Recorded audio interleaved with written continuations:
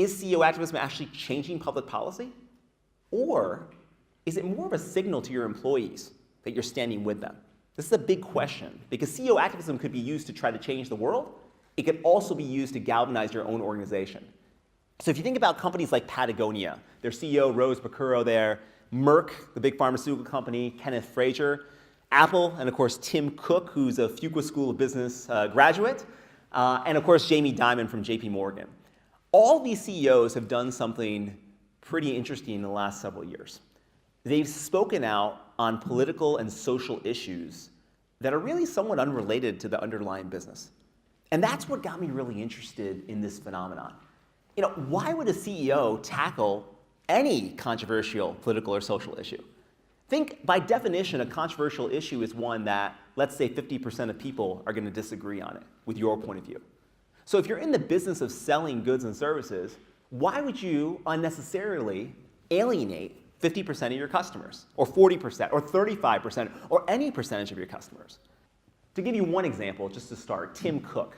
Tim Cook is the CEO of Apple. In 2015, he spoke out on a law that was being passed in the state of Indiana in the United States. It was called the Religious Freedom Restoration Act. Every law in the United States, the first rule is you have to have an acronym so no one knows exactly what's in it, okay? So RFRA, from its proponents, RFRA, was something to protect the religious liberty of small business owners, for example. So if a baker or a florist didn't want to participate in a same-sex marriage, for example, they would be allowed not to provide that service due to religious objections. So while some saw religious freedom, other people saw discrimination against gays and lesbians and transgender individuals. Tim Cook, one of the first openly gay CEOs of a major company, spoke out on this law. I thought that was pretty interesting. This was before Donald Trump. It was before we'd even thought about Donald Trump as a presidential candidate, so we can't blame him for this, okay? Here was the CEO of a company based in California, in Silicon Valley, speaking out about a law, a state law that had nothing to do with Apple, that was being passed in the middle of the country in Indiana. Apple had very limited operations, maybe a few stores in Indiana, very few employees in Indiana. But Tim Cook took to Twitter in an op-ed in the Washington Post to say that this law was going to discriminate against the LGBT community. So a lot of our article is how CEOs can engage in activism. If you decide this is something you want to do, there's a couple things I would recommend. One is, it needs to be consistent across your organization. How many CEOs have spoken out on gender equality that it turns out they have no women on their board? It turns out that their Me Too policies are really backwards or non-existent. And all of a sudden they put themselves out there, and the first thing that happens is the media is going to come and ask the third and fourth follow-up question. So you have to make sure you're consistent when you're taking these stands. And I think a lot of CEOs have trouble because they want to jump in on the issue of the day when their own organizational house is not in order. That's the first thing. The second thing, and you're probably a good audience for this and receptive, but chief communication officers. If anyone's in that role right now, and I think Casper was mentioning them, you need to bring them into the discussion. I see a lot of companies that I study, the chief communication officer is an afterthought. It's a person who comes in to clean up a mess that's been made by somebody else. Okay, sound familiar? What it's not is a person who's really involved in strategy in many companies. If you're going to take CEO activism seriously, you have to bring the CCO or the equivalent person into the strategy discussion, because these people actually have a lot of skills and sometimes a lot of tools from companies like Casper's to make better decisions. So that's another thing I'd say. The third thing is you have to make sure that it's actually consistent with what your employees are thinking. And you might not have time to take a poll, so you have to find ways to know about employee sentiment in a quick manner that allows you to make a good decision. These are all things I think about when you're thinking about the how. You need to then think about the medium with which you do so. Some CEOs like to be the first one, the way Kenneth Frazier was, the way Mark Benioff from Salesforce. Is that really the best way to make impact? I'm not sure. I think it's the best way to get press.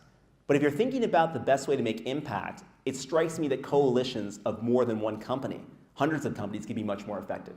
Think about the power of getting 400 CEOs to sign a letter on something substantive rather than just tweeting about something and forgetting about the next day. So think hard about whether you want to act solo or whether you want to act collective. And lastly, think about the medium. Are you going to use Twitter, press release, some sort of internal employee announcement? You should assume, I think as you already do, that anything you communicate to your employees internally will be leaked and is essentially external as well. So think about those in your communications. Last thing I want to say is issue selection. This is a really important issue, and I think we're too naive right now in most companies that I study about how to choose issues. Of course, it has to come from conviction, Once you put it through the conviction lens, though, you need to look at the political dynamics on the issue. The biggest mistake that we make is we see an issue where 50% of people agree and 50% of people disagree, and we assume that people are divided. Not true. What you often see is that 50% of people have a very strong opinion about an issue, and the other 50% is kind of weak on that. So take something like gay rights. In a lot of our research, we find that the people who support gay rights are much more intense about the issue than the people who are opposed. So the folks who support LGBTQ marriage rights, adoption rights, all those issues, it's a #1 issue for them. But for folks who are against, it's 5 or 6 down the list.